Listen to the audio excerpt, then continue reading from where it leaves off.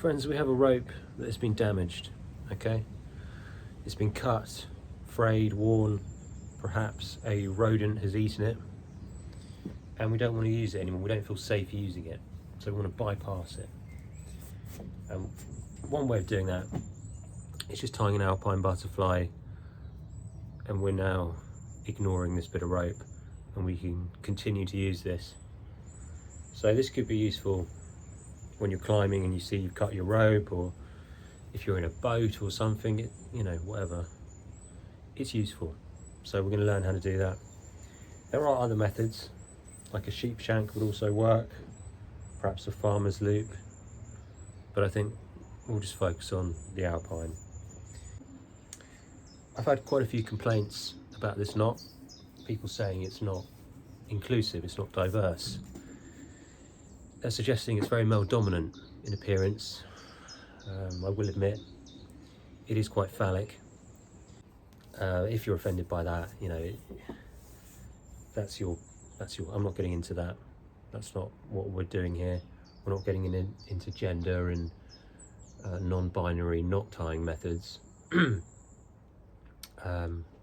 By far, this method of tying is the coolest. Okay, it's the quickest, it's the most fluid. It looks, it's very arousing, isn't it? There are other methods of tying where you can wrap the rope around your hand and then interlock, but I'm not partaking in that method. I think that's disgusting. Anyone who, no, I'm not going to get tribal about this, but that tying method is disgusting. Okay, this is how we want to be doing it. I think we'll just learn how to do it. I think I'll change the camera and just do that. Let's do that. Okay, so we start by pinching the frayed bit of rope, putting our right hand above it. We're then going to bring this up, put a twist in it, and then grab it with our hand. And then the whole thing, we're going to throw it over this side of the rope, and then roll the hand forward like that, so you have this shape. Then it's just simply putting that through there, pulling it down, locking it in, and that's an Alpine butterfly.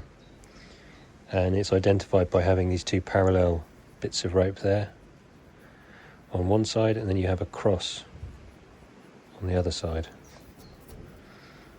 So this is multi-directional midline loop, which means that you can load it down this way, that way, this way. You can do whatever angle, and it's a secure knot. Supposedly it's easy to undo, but I have got these stuck before. You know, say you're pulling like this gets really tight, and I've had to cut that before, which caused quite a serious tantrum. So there are better knots to be using than an Alpine, but this is you know, for this scenario it's good. So I'll just go over those steps again. Palm down up the top, pinching the bit where you want the loop to be, bringing it up, twisting it like that, throwing it over, and then we're rolling the hand forward. So we have this. That's quite a nice symmetrical shape, isn't it? And then that's when the shaft goes through there, and you have that. So perhaps I should go into some more detail about other types of Alpines. If I had a ring, have I got a ring? No, I don't. I'll go and get a ring.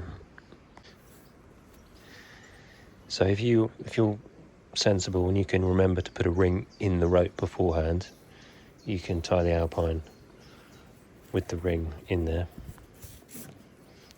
like that. But if you're not sensible and you're forgetful, and you get to a point where you don't want to have to pull all your rope up and feed the ring through, you can just do quite a sneaky method where you tie quite a big loop like this, and then at this point you put the ring through, come round the back like that, so that the loop is coming around the back. It's lining up with these 3, and then you put this through the hole. I think this is called a bunny Alpine knot, I don't know. Anyway, that's one way of getting a ring midline into an Alpine. So that's quite a useful little tip. You could also, you could use a rigging ring. Where have I put that? You can also get one of these low friction rings. I got these on eBay. I think they're a sailing ring, and they were so much cheaper than the Arb rings that they sell. So it's worth looking for low friction sailing rings on eBay and stuff like that, because it might pop up. Because anything Arb related, they just whack a load of money on. Yep, okay. So that's another way of doing it. Using one of those, that's not going anywhere. Okay, another option is to do a bull hitch. Bull, as in like a cow. We put a binder rope through the ring, pull it over, and we start off with a girth hitch, or cow's hitch, or whatever. That's not secure enough for me. We need to make it a bit longer, like that.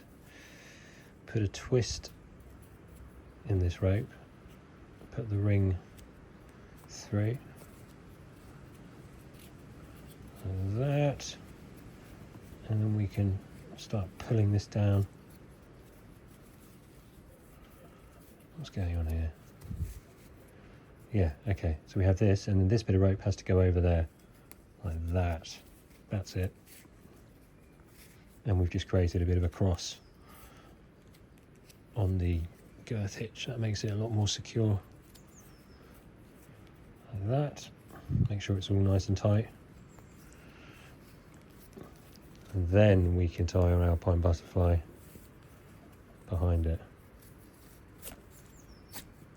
And that is looking very provocative, isn't it? Okay. Everyone was getting upset about the normal Alpine, but this is even more offensive. There, okay. I'll probably get censored for this. I'll get demonetised for doing lewd knot tying videos. But there you have it. Another use for the Alpine butterfly is to use it for knot blocking. So we just tie it like normal. We stick a carabiner in there as well for safety, and then we can jam that up against your canopy anchor. This is a Petzl Niger. You can use a set of rings or whatever, but basically the knot won't go through there, especially with the carabiner in there. So you can work off this side, do some nice work, and then you can put it back to you, undo it or retrieve it as normal. So that's another use for the old Alpine. So another way of doing it is by using a sheep shank. Great, Craig's just turned up now. I can hear Craig. That's my day ruined.